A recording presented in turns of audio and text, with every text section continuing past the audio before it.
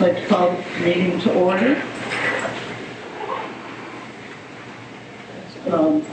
Are there any changes to our agenda? Make a motion to approve the agenda as presented.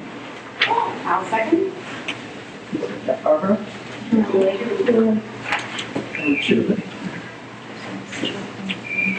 All right, all those in favor? Aye. Opposed, same sign. That passes. Approval of the minutes.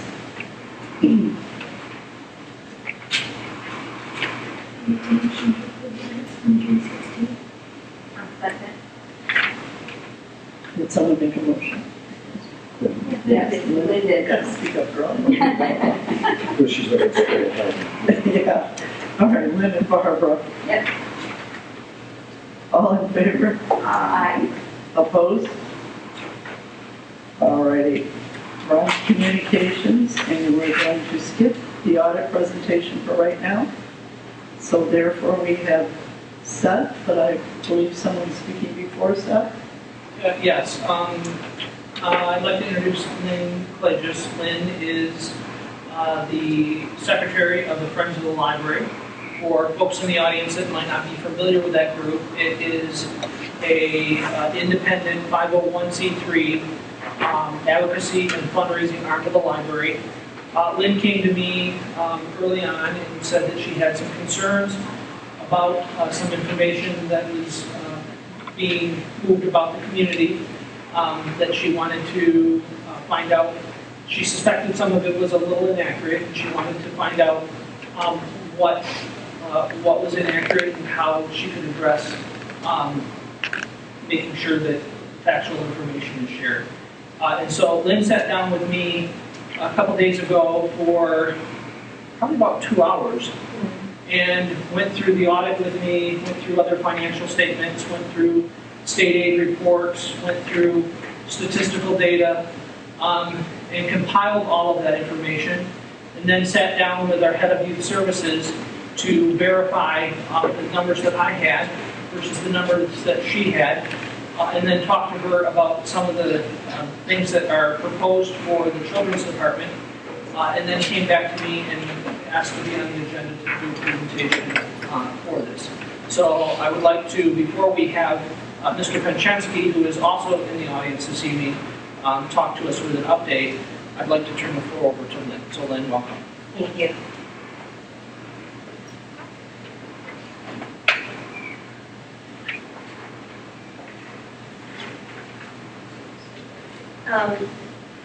For most of you, I probably don't know him, even though I've lived here for several years. Just a wee bit about my background so that you understand why I would be sitting in my living room and decide to do this. I taught English language arts for 15 years and at all levels from K to 12. And I worked for one of the largest textbook companies in the world, Houghton Mifflin, for 20-some years. So I'm passionate about books, I'm passionate about libraries, I'm passionate about reading.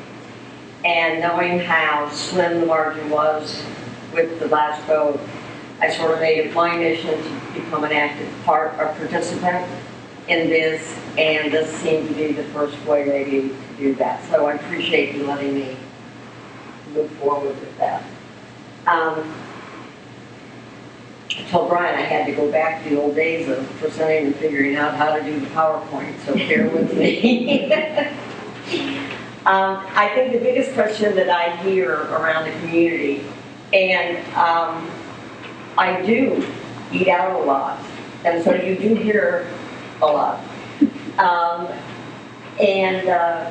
You know, when you're with groups of people and they're talking about things, one of the questions is why now? We're just coming, hopefully, we're coming out of a pandemic. We just had this on the election platform before. Why would we go after it now when the economy is still sort of unstable? So what I did was took a look at why would we do it now from a perspective of the things that I've heard that I think were perhaps not communicated correctly. Okay? And I'm taking part of that information from letters that were written to the editor or other places where reports have been done. And I've been to some of your meetings, and let's take a look, so that we can start on the same page, okay? I'm going to start really basic. The definition of a library, according to Merriam-Webster, is a place in which literary, musical, artistic, or reference materials such as books, manuscripts, recording, or films are kept for use, but not for sale. Am I loud enough if I'm not on the mic? Everybody here? Okay, thank you. Kept for use. I think that for most people, when they say library, their mind goes to books. And this obviously is saying that it's much more than that. But I think that we need to take a look at also, well, that wasn't the right one. This was taken from the American Libraries Journal from December of 2019. And this is more of a modern day impact of what libraries are supposed to be. They're supposed to provide a safe place, respect history, digitize primary sources, be an online access to scholarly information, host things like makerspace, provide access to accurate information, provide assistance in assessing resources, provide privacy, and doesn't censor. I want to tell you, they hold true to that, provides privacy, because I wanted to find out how many books I've read since I moved here, and they don't give out that kind of information because they don't track. So, I think this is an important piece for us to take a look at, though, because that's what the world is looking at libraries for today. And then I took the pieces about the library from the actual website, the library website, you know, what the library tries to do, and what their mission statement is, and what their vision statement is. And they are both, or all three of those together, include this. So what they're doing, this is just an expansion. So we're going to talk about some of these things in a little bit, but I think it's also important to remember that we live in a community now where there is only one district librarian in a school district. We have one certified librarian. The librarians here are all certified master librarians and can provide this kind of access. Unfortunately, most of our schools have paraprofessionals in the library who are merely just taking care of the everyday needs. So it makes our library even more critical to the community in that we don't have those additional helpers along the way that we used to have. What are we voting on? Well, there's been a lot of discussion about what we're really voting on. We're voting on a bond issue. And the reason I wanted to clarify that is because there are things like millages, which the rate at which property taxes are leveraged, and there are two millages that support the operating budget of the library as it stands. One that was passed in 1984 for 1 mill. Because millages reduce, it is now at 0.6145. And in 1995, there was an operational budget millage that passed of 0.85, and it's now down to 6.844. So what that really means in the context of things, though, is that we're living on a budget based on these two numbers. The entire operating budget of the library is where that comes from. It's from the millage. Then there's such a thing as a Headley override. Now, I didn't know there was such a thing as a Headley override, but it's actually kind of a Michigan thing. What it means is that if a community passes an override, they let those numbers go back to the original number. So if we had a Headley override vote tonight and it passed, then the 0.6145 would go back up to 1 mil. Does that make sense? Okay. So those both failed, all right? One in 2012 and one in 2014. They were not, however, bond issues. And there was something in the Leader earlier this week, I believe in a letter to the editor, that said that the community has turned down this bond issue 3 times. And that's not true. I wrote that letter, and I didn't say that. I said the last 3 proposals have been turned down. I'm sorry, okay, then I've read proposals as bond letters, so I apologize. So they have, so the Headley override were rejected, so that as a proposal, but they were very different things than what we're looking at now, which is the bond issue for construction. The last bond issue was in 1994, and it was to build this building. I just found out this week where the old building was, so this was a market improvement. And it was paid off in 2016, which means it came off of everyone's taxes at that time. So there are no bond taxes being taken out from the library at this point. And again, as I mentioned before, in 2020, it failed by 47 votes.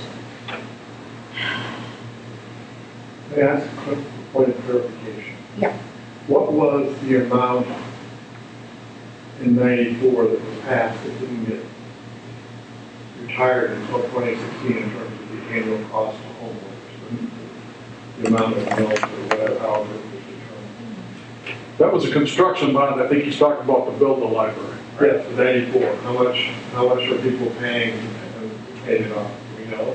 What was the bond number at that time? I would have to look that up because I was not here at that time. It was way before my time. Anybody know?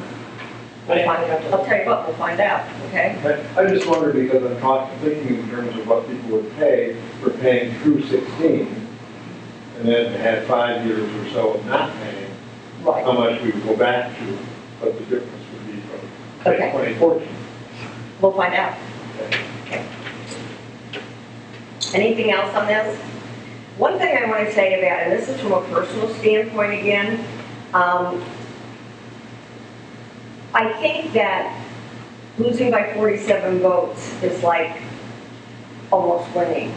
That's not true. A loss is a loss. If you go to a football Excuse game, me. you lose by 1 point, you lost. You're out of order, sir. Well, she's not Excuse being me. factual. Can you wait until the question period? Okay, I will, but that's, Thank you. Okay, all right, we lost. So did the U.S. soccer team. Last night, 3-0. First time in 42 games. They lost. I do feel though, had we been able to run a reasonable campaign, which we did not do because of the pandemic, it might have been a win. But for whatever, it is a loss, as the gentleman said. Okay?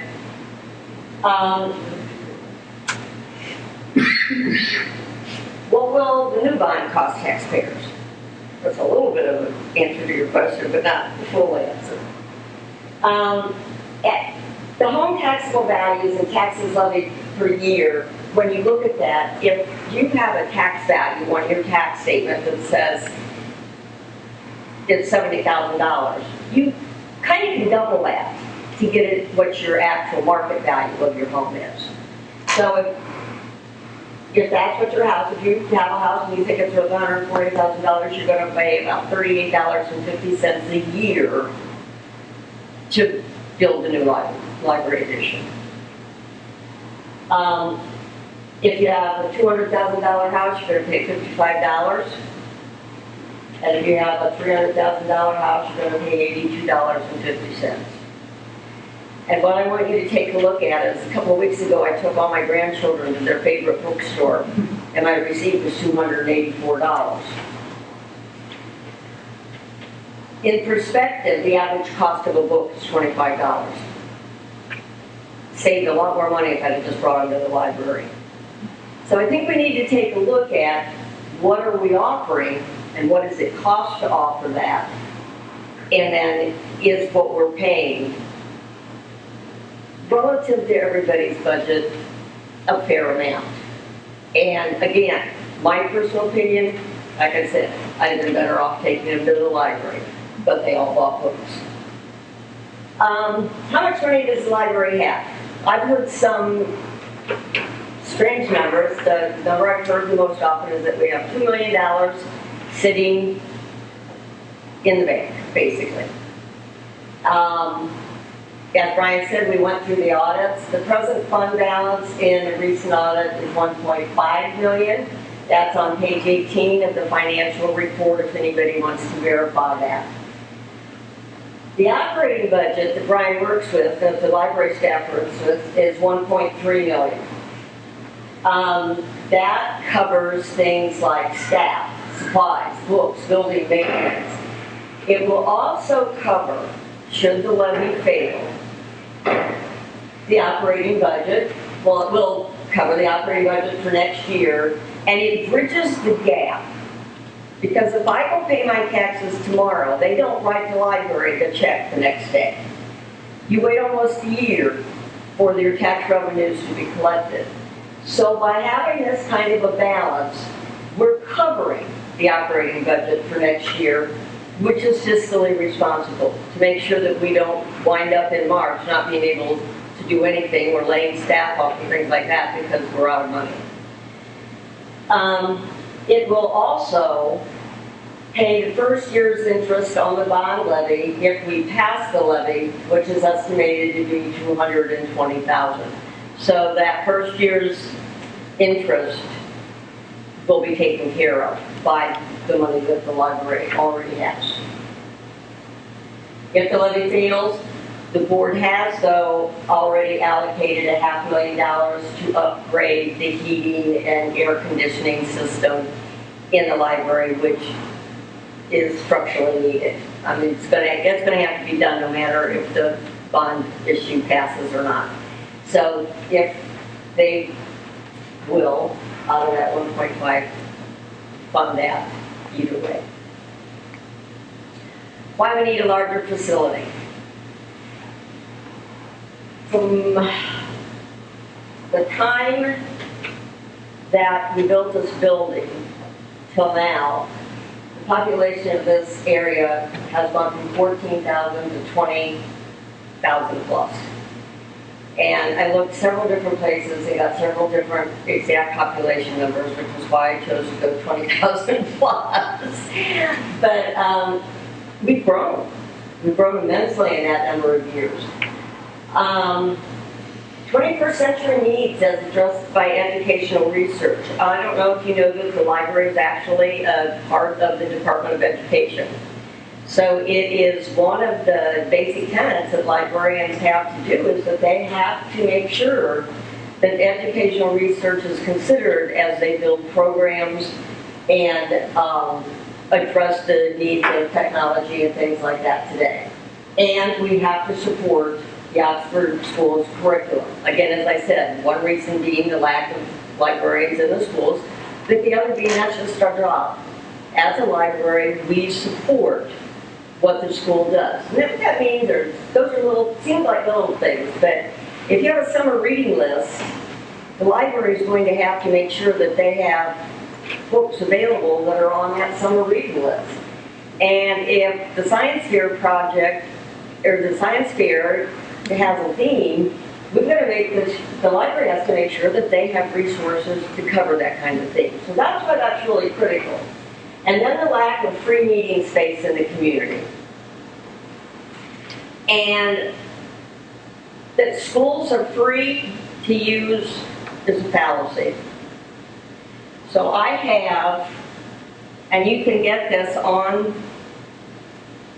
the school website, I think this one's 7 pages and this one's 2 pages of the rules and regulations and the fees that you need to pay in order to use a room at one of our local schools.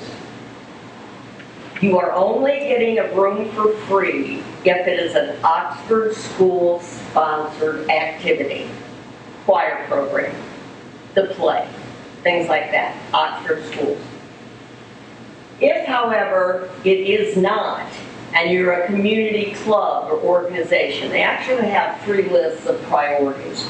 One is clubs that everybody belongs and is from Oxford, and then one is for any organization that's trying to run a room and maybe not everybody in that organization is for Oxford. But if you do that, I want you to take a look at what the fees for club, youth, and adult organizations are. $75 an hour with a minimum of 4 hours. a $250 security deposit, and if it is at hours when a custodian has to be there to open, lock, clean, whatever, that's another $35 an hour. And in some cases, depending on the activity, you may have to carry a liability insurance policy. This is far from free. So if I've got a little Cub Scout group, I've got to pay for 4 hours minimum. If all my kids are from Oxford, then it'll only be $50 an hour. Put down that security deposit, and it all has to be paid in advance. That's why having space in the library, in this community, where people can have meetings, organizations, all kinds of activities at no charge is so critical. Because while schools used to be free, they no longer are. This document here is the historical data. If you're interested, it's available on the library website. The numbers that I saw that just were kind of amazing, and I know this is hard for me to see, and I'm seeing it clear up here. That if we look at library visits, and we're looking at 1,641,000 visits over 10 years, that's a lot of people in the library. Programs that are offered, 6,000. Program attendance, 212,000. I'm adding those 10 years together. But this is interesting information. So if you're interested, go to the library website, and it will show you a 10-year overview of how many people use this library. And I think you'll find the numbers are pretty staggering, really. One of the things, there are 5 basic elements that are part of the bond proposal. One of them is to renovate and expand the youth service department. And I challenge you to take this room of people right now and go and try to sit down in the youth services department. And I've heard around town, well, we're not doing anything over there, but just running a preschool anyway. We're not running a preschool, and we're not running a daycare center here, I can promise you that. But we do need additional space, because we need things like bins that hold hands-on learning things. Children learn from a variety of ways. If I'm a hands-on learner, if I need to play in the sand, or if I need to do other things, I need to be able to have those. Our children's librarians are fabulous here. They go the extra mile, and then, boy, if you don't believe it, take a look at the pandemic and the things that they offered for families to come and pick up and take home so that they could do. Those are part of the educational needs that are necessary in a library. Right now, we don't even have room to put the ones we have out, let alone build more. Graphic novel collection. We didn't have graphic novel collections in libraries when I was a kid, and we didn't have them there probably 10 years ago either. But it's a huge piece of our middle school and, well, really all K-12, but high school reading pieces. And many of the books that kids are asked to read on their reading list are graphic novels. So we have to have a collection of those because they're necessary to support what the schools are doing. Parent-teacher collections. I bet you during the pandemic, those were like a hot item once people were allowed in the library. Those things that help parents help their children.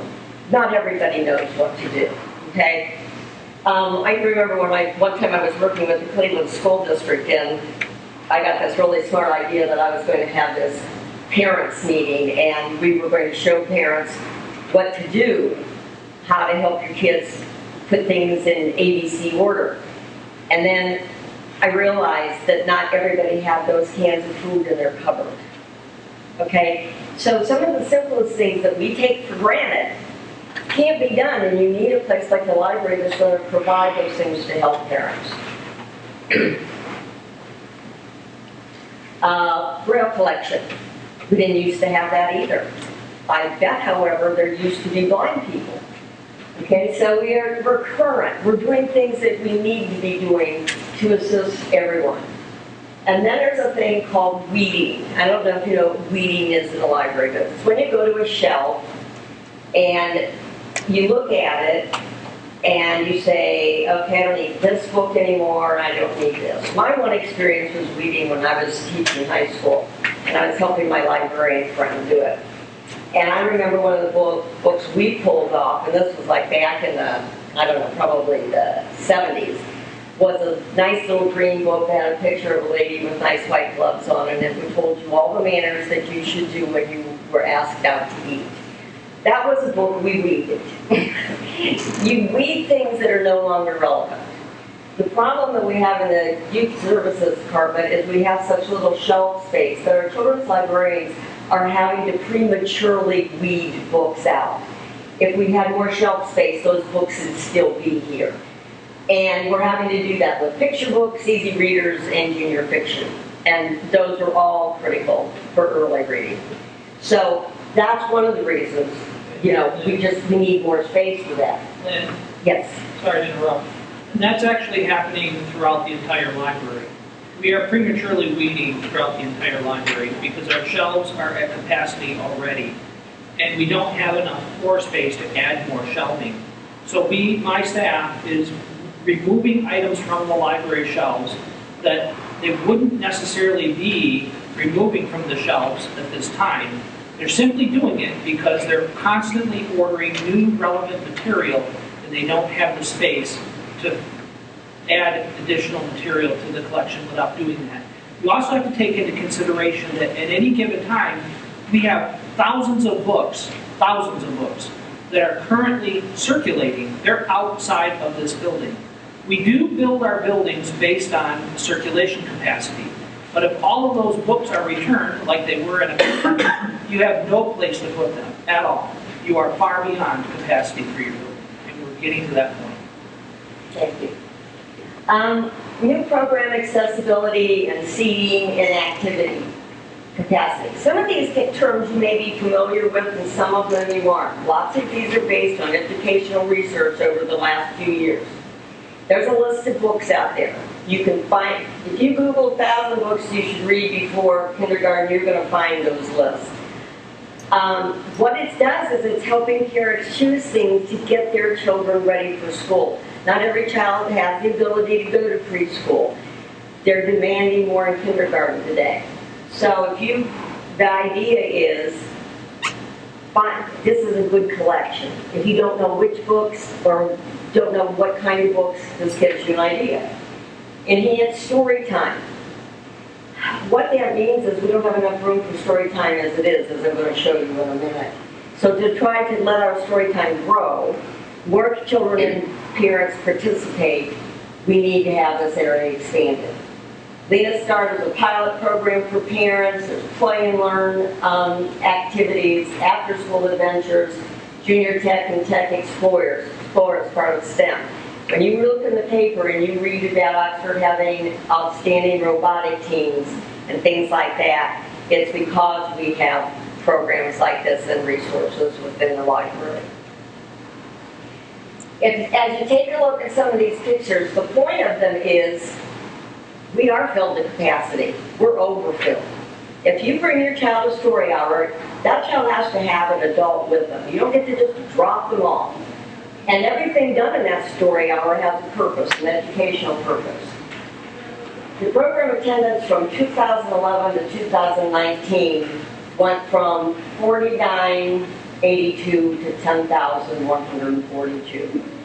That means there's that many people sitting on the floor, standing in between the shelves, trying to find a place to stand with their little ones. These kids are growing up with library cards, and that's very empowering. You know what it's like when you get that first credit card and swipe it. It's pretty cool. Well, they get little envelopes, I guess you want to call them, and they get their library card in it, and they can go up to the front desk and they can either give it to the librarian or they can use the self-serve. And if you don't think a 40-year-old gets pretty excited about using that library card. So all of these kids are being brought up knowing that the library is their friend, it's a safe place, and that they have access to it. It's not just a grown-up thing. Again, these are just more pictures to show the overcrowding that's happening, and we have waiting lists for programs.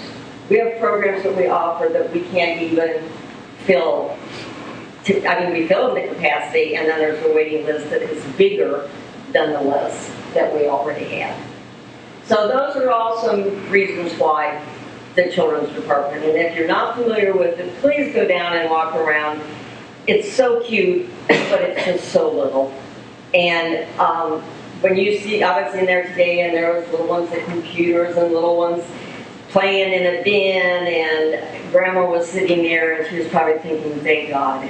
So you really need to see how much we need that additional space.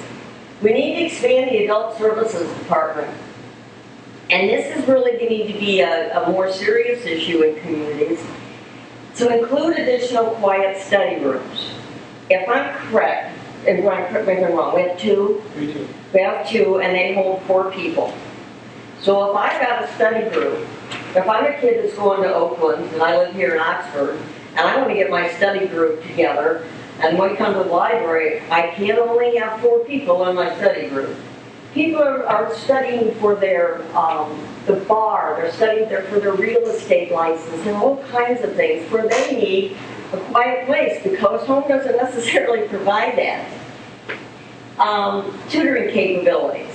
I don't know how many of you walked into the door when there was a little one sitting at the front door with a tutor. And every time somebody walks in the door, that little head turns and the tutor just lost them for 10 seconds. Or maybe they're a 7th grader, and oh my gosh, somebody in their class just walked in, and they don't want them to see them. We have to have a place where children can be tutored in this community in privacy and in quiet, so that they gain the most from it, and so does the tutor. The table at the front of the library is not going to cut that. We need to add small group board style conference rooms. Again, got to hold more than 4 people. So, and as the Friends of the Library, we deal with this a lot, where we're sometimes stuck in a little room where you barely have room to talk. There are no AV capabilities in any room in the library except this one.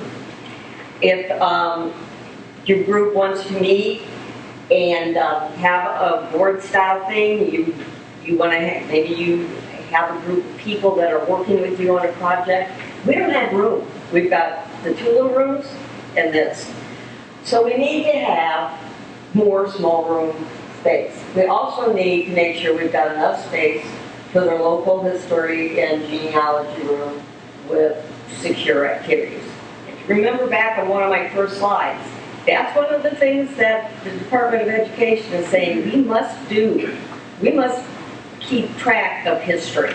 We must keep track of those historical things. One of the things that the library was a heavy participant in was the digitalization of the leader. Many, many years ago, I owned my own small town paper.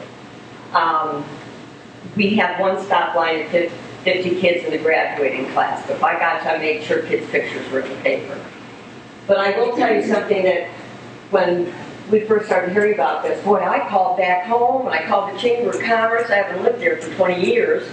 And I said, let's do this. Let's raise the money and make the Eden commercial a digital forever piece, because that paper is closed. They can't find all of the papers. We can find some years and not others. So you don't realize until you don't have it what that can mean. So as kids are doing, every child does genealogy reports and family trees. These kinds of things make a huge difference. So we're very lucky that we already have that searchable format here. And then relocate the adult computer lab so that we can have wireless printing, additional media access, just that more people can use. Not everybody in this area gets great internet connection if they get any. And they need to have access to this. And sometimes you just want to be by yourself. You don't want the dog and your husband and the football game on. You just need to do your work. We need more access for people to be able to do things and to grow later as things come up. We need to expand the community room. That's the area that we're in right now. We'd like to expand it to seat up to 200 seats for large library-wide programming. And one of them that most fascinated me was the Smithsonian exhibit. I don't think we appreciate that not every small library in America got the Smithsonian exhibit, okay? And there were so many people that came through, but we could do more with it. We could do more with the exhibit. When the Friends of the Library have a book sale, this is the biggest space as we have. You know, and you've got people like scooching down the lines like this trying to find books. And that's how we make money to support the library. So we do need more space. This room can be divided, and that just makes too little of rooms. But oftentimes, even as the Friends group, and we think we're pretty special, can't get the room. I mean, because something else is going on. And it will show you those kind of things in those stats I showed you before. There are homeowner associations, and they use this as their major meeting facility. Homeowner associations can be pretty big, okay? Not every neighborhood has a building capable of doing that. And we just need more large room capacity so that if it was bigger, we could divide it. There could be more large group things going on. So that's another important piece. I wanted to just highlight the makerspace because that's one of the things that we're doing. I'm not sure everybody's real familiar with makerspace, but it means that there is an area where you can actually make something. You can actually do something. You could do a project. You could create something. If you have a presentation to give to the Rotary and you wanted tables and supplies to be able to do it, we don't have that kind of space here. We do a little bit of it, and I shouldn't say a little, we probably do more than I know of that in the children's section. But, you know, 50 kids come out of story hour and they all want to make the gingerbread house. We don't have places like that. Yet everything was building towards that project. And then the structural renovation, and this is the 25-year-old HVAC infrastructure. The one that I said before will be funded either way, okay? Relevancy of libraries today. According to a Gallup poll, and I found this fascinating, January 2020, visiting the library remains the most common cultural activities that Americans engage in. That included things like concerts, sporting events, all of those other kinds of things that you think of as entertainment. More people go to the library. People visit the libraries twice as much as movies or other cultural events, and in the Midwest, where we sit, 3 to 1. People go to the library rather than one of those other kinds of things. Low-income families depend on the library. Lots of them, we learned through the pandemic, don't have the resources at home and need a place where they can get technology and when they can't afford that. And some residents, as I said, don't have any access to the technology. So for all of those reasons, you know, it becomes important.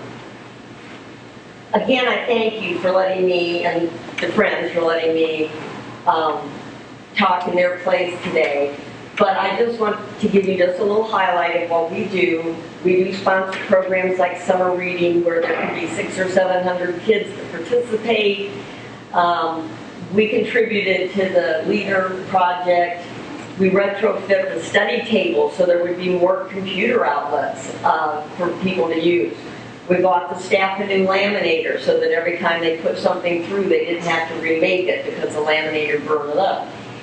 We bought supplies for the children's garden. You think I'm kidding. We bought a DVD repair because they are taking a look at ways at saving money. And the machine allowed them to repair a DVD that had a slight scratch, something they didn't have to replace it. And our job is to advocate for the library in terms of the bond issue, which is why I asked Brian if I could talk to you tonight. And I do really appreciate knowing that you want to know why now. Interest rates on capital improvements are at an all-time low. We can hope they're going to be this way for 15 years, but they're not going to be. So this is the cheapest time to do a capital improvement that there is when you're talking about borrowing money. Yes, it's going to cost a little bit of money, about $20,000 maybe, to have this on the ballot this time. but it will save taxpayers hundreds of thousands of dollars in compounded interest if we wait until, say, 2024, when the interest rates will be higher. Yesterday on NPR, and I actually had 3 different people send me an email or call me about this, there was an interview, and if anybody's interested in the link, I can give it to you. And what it was about was return on capital investment on libraries. And that their study showed if you invest in a capital investment, building additions to your library patrons will come to the library more, you will have more materials, more people will attend events, and students actually perform better on standardized tests in reading. This is research that's been proven. They're going to be doing a lot more of this. We can't do all that if we don't build an add-on. So at this point, I guess, buildings don't fit in the day, so my real question is, why not now? Thank you, I appreciate it.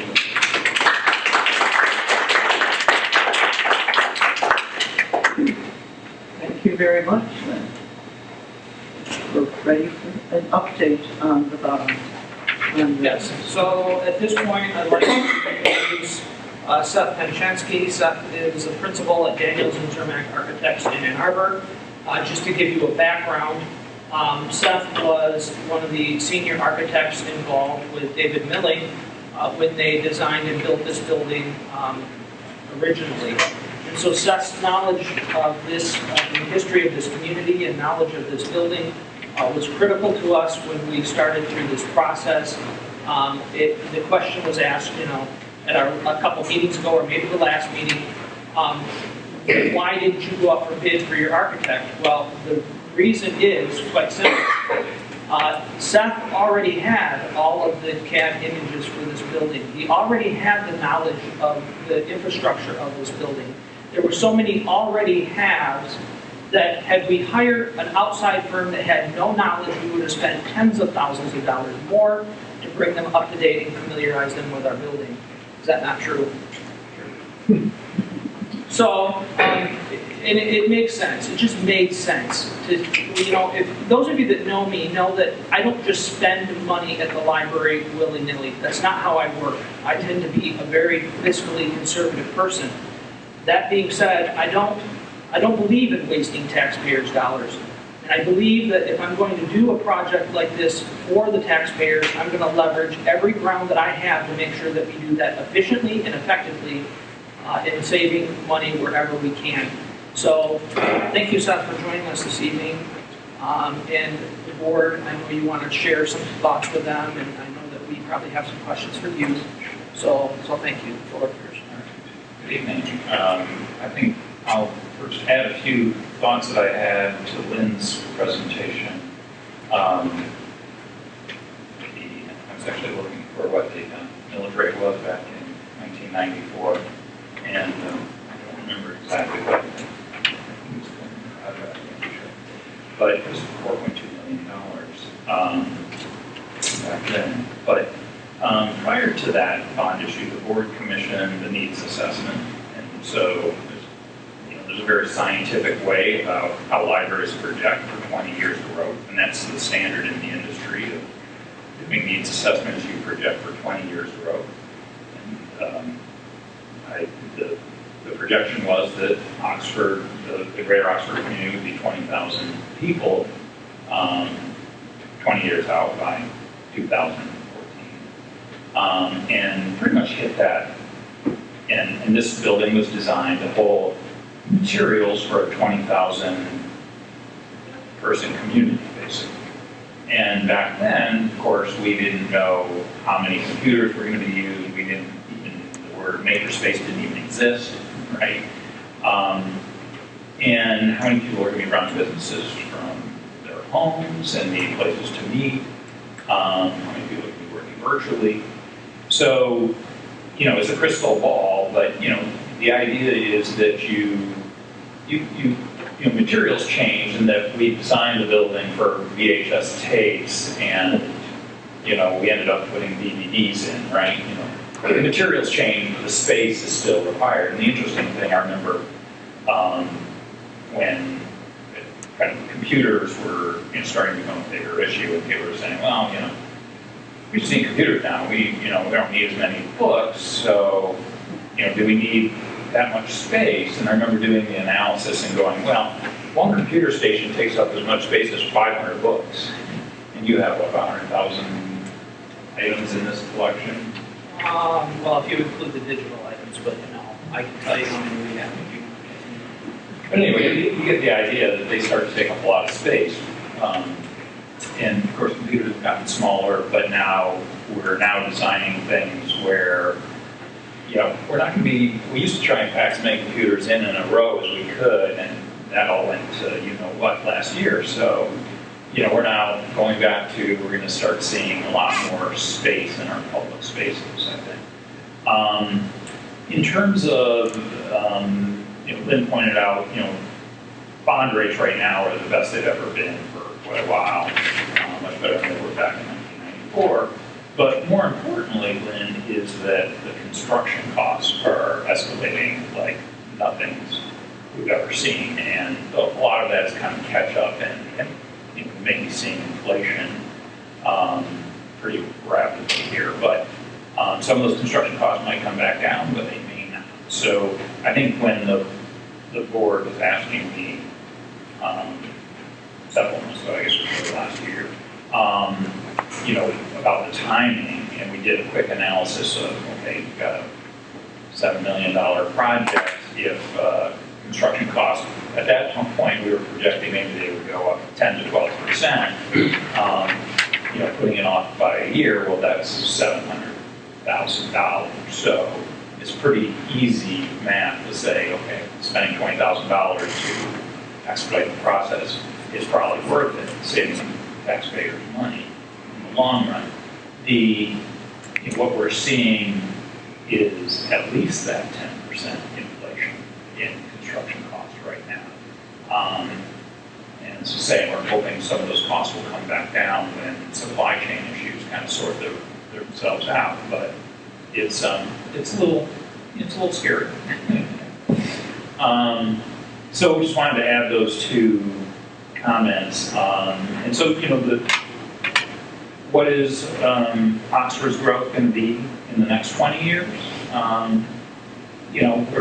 It's not as, forecasting is not as accurate, I don't think, today as it was for SEMCOG back in 1994. I mean, they were pretty accurate, and we could see. And, but for sure, the community is just as desirable, if not more desirable, and it's going to continue to grow. So the idea is, do you plan for that growth or not? So going more back to kind of an update on where we're at, I think the good news was, and I don't know if everybody was aware of this, is engaging a construction manager to kind of update the budget because we were concerned about the escalation costs, and that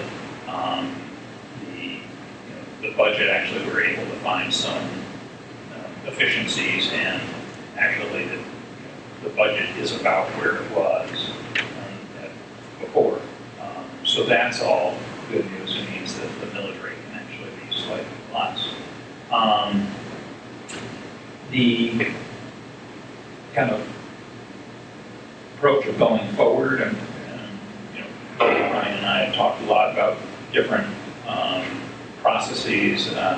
November's going to be here faster than we think, so we definitely need to make sure we provide some graphics and information which we'll prepare, and any public meetings that help people, educate people on what the kind of like this meeting, but maybe with more graphics about what the project entails.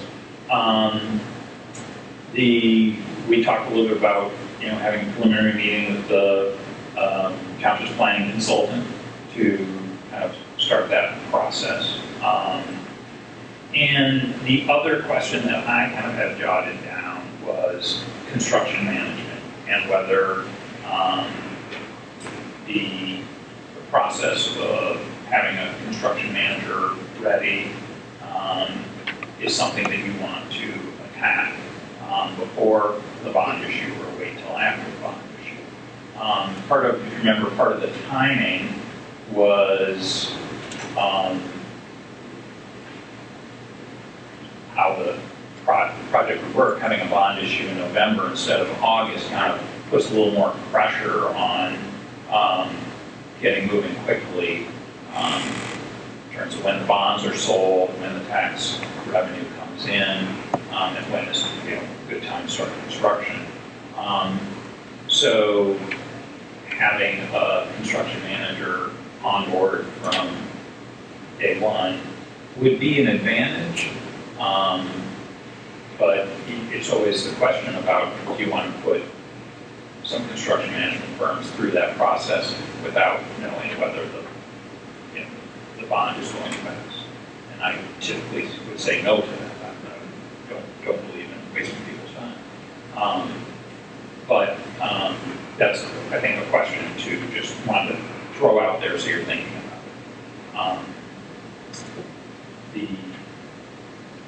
I think that's all I kind of had on my points, and kind of question about what timing and what you'd like to see in terms of some public meetings. When you say project manager, does that mean you would have to have already picked the company?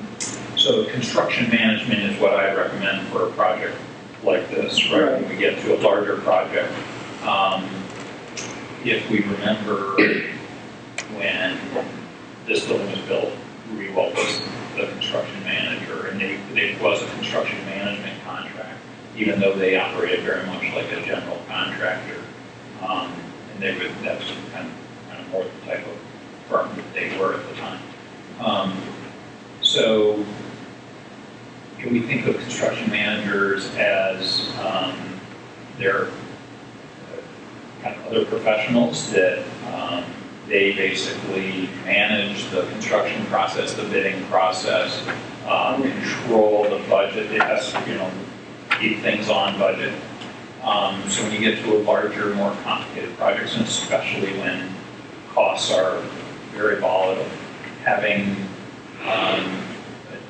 somebody on the team, so it's really the architect, the owner, and the construction manager working in tandem to make sure that the project is as efficient as possible. And also they are looking at, for instance, right now we're building, renovating the Mount Clemens Boulevard, and similar size project. And with the issue with supply chain and availability, we've had to work to change a lot of products actually, and so that the project can move ahead. And so having a construction manager to help manage that is very important. So it's really the efficiency of getting close to the project is possible. Architects have a lot of technical abilities, but don't have quite the pulse on construction costs as a construction manager who's bidding projects all the time. So we did a few library projects a year versus kind of having a continual experience. Is there a concern just because obviously, there is such an increase in construction right now with these construction managers, are they just really, are you finding that they're really pressed for time? Is it difficult to find them? Are they, Well, there definitely is some of that. For instance, McCarthy Smith is a construction manager that I would typically recommend who's done a lot of library projects.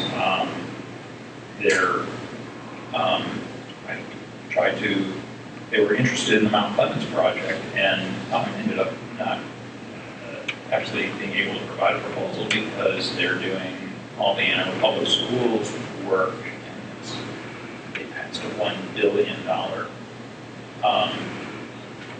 millage or bond issue, I can't remember which, a year or so ago. So there's just a ton of public school work out there. And so I think that is the case that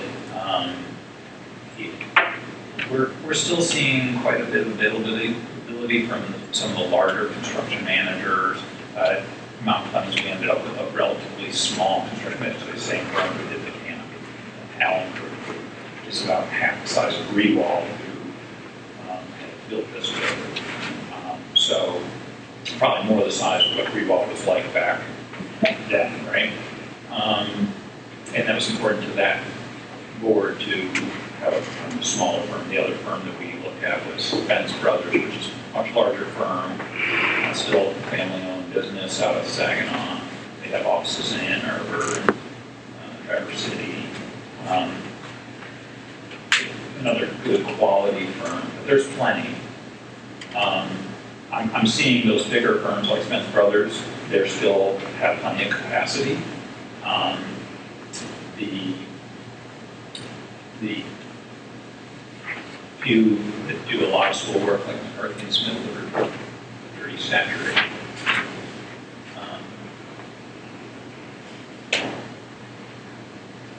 How does that play out? Do we have to like actually hire them even before we're positive?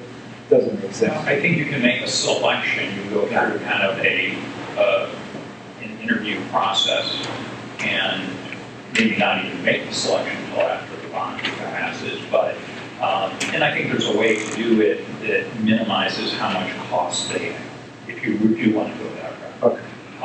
Okay. Being on the other side of it, and a lot of libraries go through an architect selection process before a bond issue is successful. And then if it's not, you're going to spend a lot of money, right, trying to get a project in.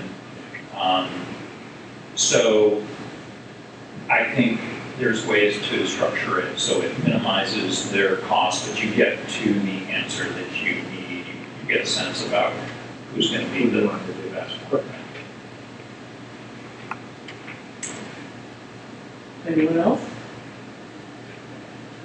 I think the important thing is that we did engage the Allen Group to kind of, because the construction costs were so crazy, we're really looking hard on a line item by line item basis of the budget, where I had initially the budget was developed in a much more kind of granular, I would say, not so detailed scope, right?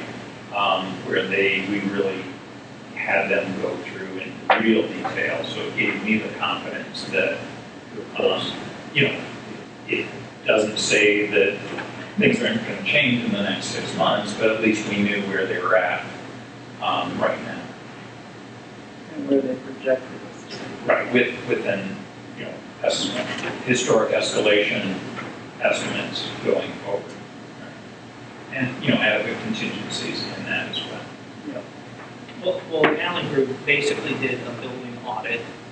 They walked through the building with me, Seth, and evaluated all of the equipment, the roof, and there are things that they recognize that need to be actually done that were not necessarily high on our list, but are of somewhat an urgent matter.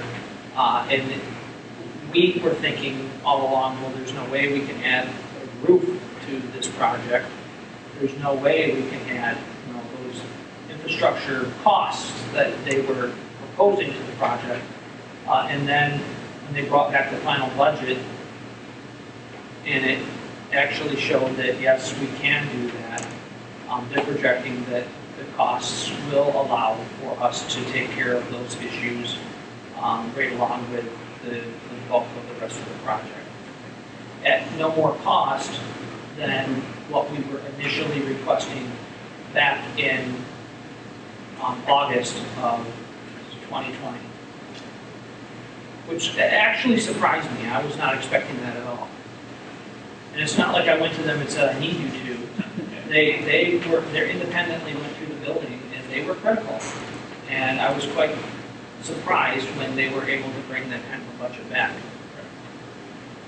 And part of that is because we kind of had very broad contingencies, not knowing that level of detail. Happy, but I must say I'm pretty nervous about what we're seeing in construction costs. All right.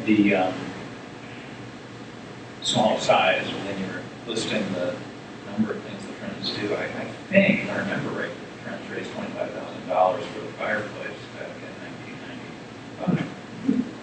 1995. Well, large fireplace. And a local mason, I can't remember who it was.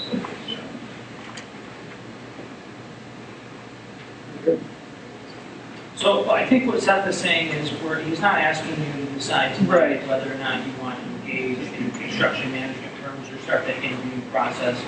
But he's bringing to your attention the fact that this is not an ordinary market, although all the forecasts I'm looking at do indicate that those costs are coming down. Cost of lumber is coming down. Are we back to where we were? No. But by the time we break ground on this project, should we be successful, all the forecasts are indicating that we should be back to, not only should we be back to fairly normal costs for construction, but we will have taken advantage of record low interest rates on the bond. So we're trying to maximize the two together. It is a delicate walk. I'm not here to say that, it doesn't give me ulcers at night, but what I am here to say is, we hear a lot about the volatile market, but we also know that any reputable financial advising firm, such as the one that we work with on this project, would indicate that those are temporary. What we're seeing right now is temporary, and that by the time we break ground on this project, things should have leveled out.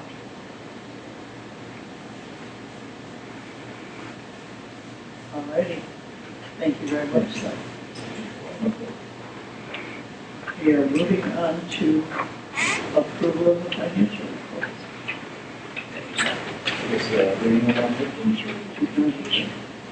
I'm not sure what happened to Raina. That is very. It's really not. No, she's okay. She's never missed it. Okay, so moving on to the financial reports then. Budget versus actual profit and loss does show that we have, we've received $1,296,657. We budgeted $1,296,657. We've received $1,341,099.16 to date. That's a difference of $44,442.16. So we've received, the good news is we've received 103.4% of our anticipated revenue for the year. Bad news is we have no more big checks coming in. So it's just nickel and diming from this point forward. But at least we've met our budget for the year. On the expense side, midway through the year, we have expended a total of $724,976.87. That's a difference off our budget of $571,613. So we spent 55.9% of our anticipated budget for the year. Most of our major expenses already accounted for. So we're right on target to where we need to be. The reconciliation summary for the checking account, for folks that are in the audience and never been to one of these meetings, the checking account is where our operating expenses go out of. That's where we pay from. That account reconciled at $55,279.44. The operating fund is where basic day-to-day deposits are made, nothing major, but day-to-day deposits are made. And that's where we transfer the money from our Oakland County pool account to our operating account, and from our operating account to our checking account. So that is the mediator, if you will. That account reconciled to $52,333.92. The Oxford payroll account had $50,544.26. I think where the misconception came into play is some folks heard at one of these meetings that we had $1,970,000 and some change at Oakland County, and that is true. That is not our fund balance. That's not the fund balance. That's all of our money for the budget and the fund balance combined in that account. That's where the township transfers our large deposits to and in and out of. And that is under the oversight of the township when they do those transfers for us. So that account was $1,970,649.71. Then we have an endowment fund. We have one endowment fund. Our endowments are monitored or under the umbrella of the Fort County Community Foundation. Those are funds that sustain programming, that sustain, I like to put it in this perspective. It's longevity for the library, but it is in some ways like the frosting on the cake. It's the sprinkles on the sundae. It's the chocolate and the cherry. It's a little bit of money that's set aside at a foundation that is not used for operating expenses on a day-to-day basis, but it allows us to supplement so that we're able to continue doing the great things that we do in this community. And on a local level, the Oxford account for transfer to the endowment has $570.13 in it. Our endowment fund at the Fort County Community Foundation, as of June 17th, had $67,642.36. But again, that's not like we can go tomorrow and withdraw $67,000. Right now, it's building for the future, and it will allow us in the future the ability to take a dividend, if you will, if you look at it from your own perspective, from this moving forward. So grants back to the library will come out of these funds. Any questions? I would entertain a motion to approve the financial report. Barbara? And, Barbara and Tony. Any more questions? And Julie? Yes. Barbara? Yes. Duane? Lynn? Yes. Tony? Yes. And myself. That passes unanimously. We have the director's report. So just in summary, we've had an opportunity to look at it, but just in summary, I did meet with the Oxford Township Board a week ago tonight. And they did approve for the ballot resolution to go to Oakland County. The county, or the township clerk rather, Mr. Wright, has been keeping me in the loop, and I am aware that it is certified with the county at this time. The 2020 audit report, I apologize for our auditor not being here. That's very uncharacteristic of her. I do hope everything is fine. That being said, when she does get to arrive, whether it's tonight or on another night, you'll be very pleased with what you see in the audit report. It's a very clean report, no surprises. We're in very good condition financially. Can we build a building based on the money we have in the bank already? No. But financially, the library is in good operating order. And then also just keep in mind that next month will be our budget hearing. We do have to go through the budget hearing process before our budget is submitted to the township rather.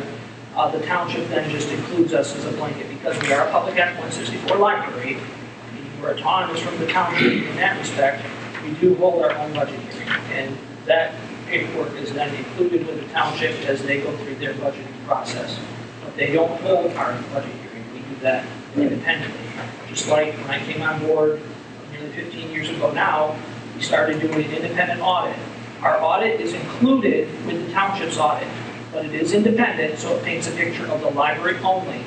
And it's the same firm that does the township's audit. They just do an independent audit for us, include it with the township, and they file both with the state of Michigan. So if you want to look at this, we have copies available. Also, in addition to that, they're all filed with the state treasury, so you can look back at the historical documents as well. All right. On to expenses. Oh, no, sorry. I checked statistics already. On to statistical. So just to put things in perspective, and this is, we're coming out of 1 year since we've opened back up to the public. So we're really now starting to compare where the trends are headed. We're getting a better picture of that now. I can share with you that in the month of June, we had 757 individuals use our computers or our wireless access. We circulated 18,465 items. We answered 1,545 reference questions. We offered 30 programs that were attended by 1,322 people. That is both in person and our virtual environment. I think, I'd have to look back at this, but I think this might be a record high for us in terms of the most library cards added in a single month for us. And that is, we welcomed 141 new users to the library during the month of June. Bringing our total patrons to 9,080 and our non-residents at 1,043. We added 620 new items to our collection, bringing our total holdings, which was a question Seth had, in print holdings to 78,866, so not far off from where you were. We also re-engaged outreach services and served 642 individuals through that process. Summer reading is picking up quite well. We're very pleased with how that is how that's moving forward. And so that's a big part of that outreach. In June, we had not quite opened this room up to the public yet. That started on July 1. But we did use this room for 16 events during the month of June. And our quiet study rooms did open up, and we had 16 requests for that, bringing the total to 32 rooms.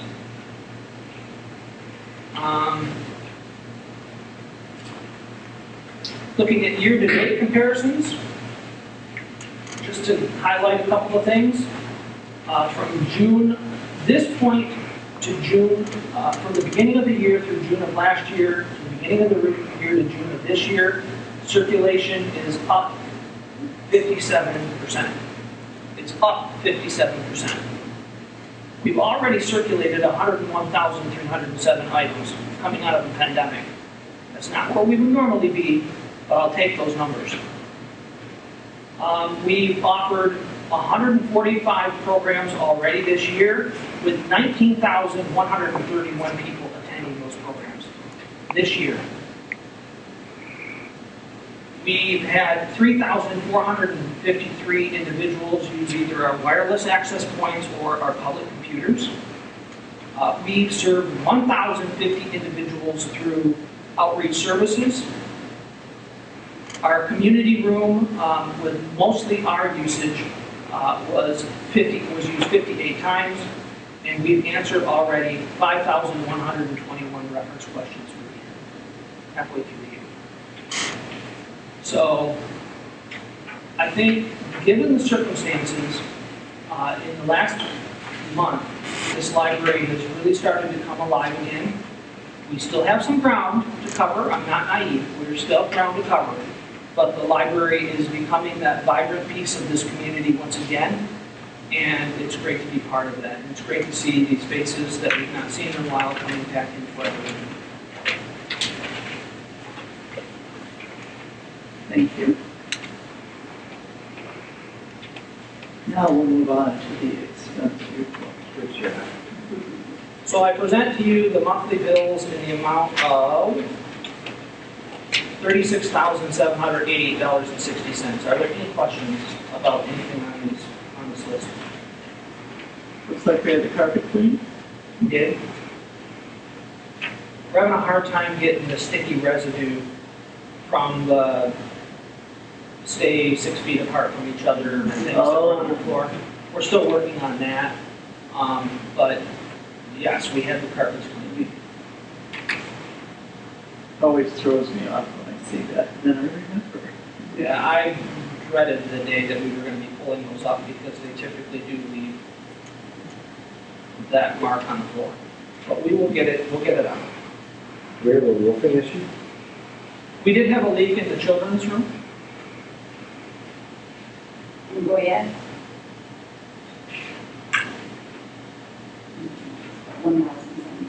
Yeah, Goya Mechanical. That's always there. Goya Mechanical is the HVAC company. Right. For the life of me, I can't remember what that was. I don't Did you think it's say our the vehicle. Blowers weren't going. What's The that? blowers weren't going. I don't know if that was the problem with the Yeah, well, we had a couple of issues actually, but that was one of them. There's lots of issues. Yeah, well, that's what I just wanted to highlight that HVAC. I'd have to pull the bill, I don't have it in front of me, but I can pull the invoice and tell you exactly what that was. It's fixed now, I'm It's assuming. fixed now. Yeah, we did have problems with this room. We weren't getting circulation in this room at all. It's working now. We had problems in the rest of the building. We had problems in the rest of the building where the HVAC system, as Kim mentioned, was not circulating air. But the blowers were down, but they did come out and resolve that. And that could be what that is. I'd have to look to confirm that, but I'm assuming that probably is part of it. Motion. I would like a motion To to, make a motion, we pay the bills in the tune of $36,770.60. Rand seconds. There's no more questions. Julie? Yes. Barbara? Yes. Joanne? Yes. Lynn? Yes. Tony? Yes. And myself. That passes unanimously. Alrighty, we have no reports of committees, no unfinished business. Can't vote on the audit because we don't have it. Well, you have it, But, it's just she hasn't heard none. yeah, did you want us to vote on it without her? Well, I'm going to just wait. That's not fine. It's been brought up to the state. Do we have to table it, or how does that play out? You would set it aside. Okay, we just set it aside. Do you need a motion? I don't believe we need a motion. I don't think you do. Said Brian collected. Pardon? Said Brian collected. Right? Give it back next week. And then next time, come next time. Or you can take them home. Or, yeah, I guess that's true, yeah. They're your. They are yours. All right. We're going to have a call to the audience. Does anyone want to make any statements? There's no questions answered. Go ahead. Well, I've been in this community for 22 years, and when I came, one of the first things that delighted me was the library. I was pleased to be in a community that valued the library, that valued supporting the library, and at that point, it was almost brand new. And I was shocked that a little place like Oxford would have a place like this. And I was delighted. It's been 22 years for me, and a few more years than that for this library. It's time to do what we need to do to keep it going forward. The kids deserve it, the adults deserve it. And it really, I know it's hard to say, it's a little bit of money, but it really is a little bit of money. And I'm strongly in support of every aspect of what I've heard tonight. I've gone over the plans with Brian just because I was interested. And it has my strongest support.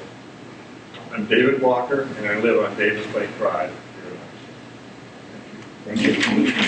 Thank you. Anyone else? Yes, sir?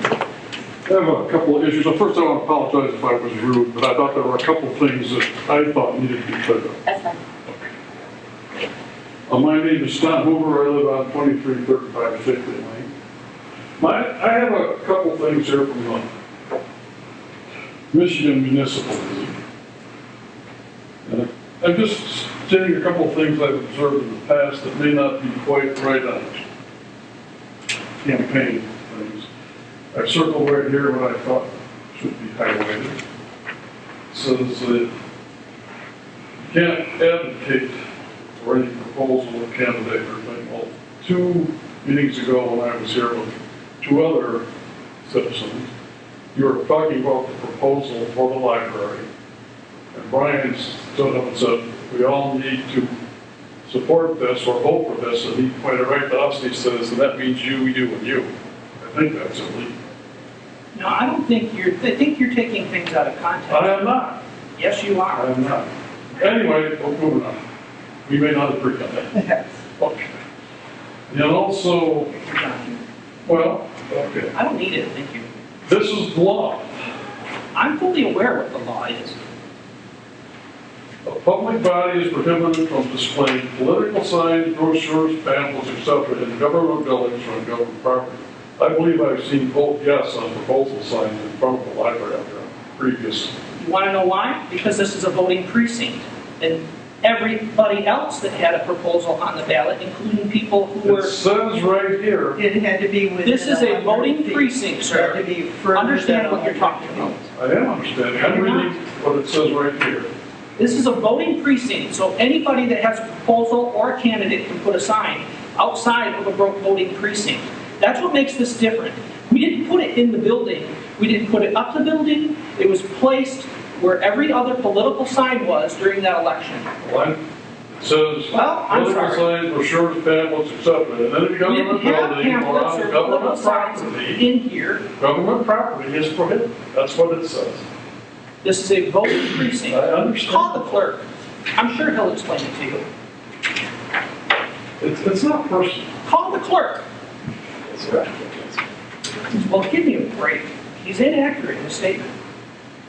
Are the I'm not signs, tolerating this. are the signs just for that day, or is it Okay, all the time? Like, we can disagree. It's not a personal thing. That's, Call the clerk. I've already talked about it. Good. I'm sure you have. Anyone else? Then I entertain a motion to adjourn. we make a motion to adjourn. All in favor? Aye. Opposed? Same sign.